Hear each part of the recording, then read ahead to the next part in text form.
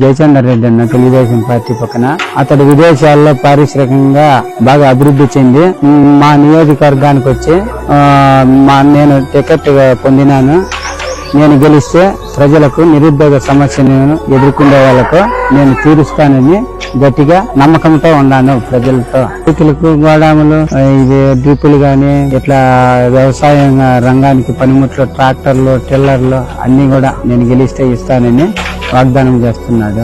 తంబాలపల్లి నియోజక ప్రజలందరికీ హృదయపూర్వక నమస్కారాలు. తంబాలపల్లి మన ఉమ్మడి అభ్యర్థి అయిన జయచంద్రన్ గారిని గెలిపించుకుంటే మనకు దగ్గరగా తోడు నీడ అండగా దండగా ఉంటాడు, మనకు తోడై ఉంటాడని ఉమ్మడి అభ్యర్థి అయిన నల్లారి కిరణ్ కుమార్ రెడ్డి గారికి అదే అత్యధిక మెజారిటీతో గెలిపించుకుంటే మా అన్నగారిని ఇద్దరిని గెలిపించుకుంటే మన తంబాలపల్లి నియోజకవర్గానికి మంచి పేరు వస్తుంది. అదేవిధంగా స్థానిక సమకూల కుటుంబాలకు మంచి జరుగుతుంది.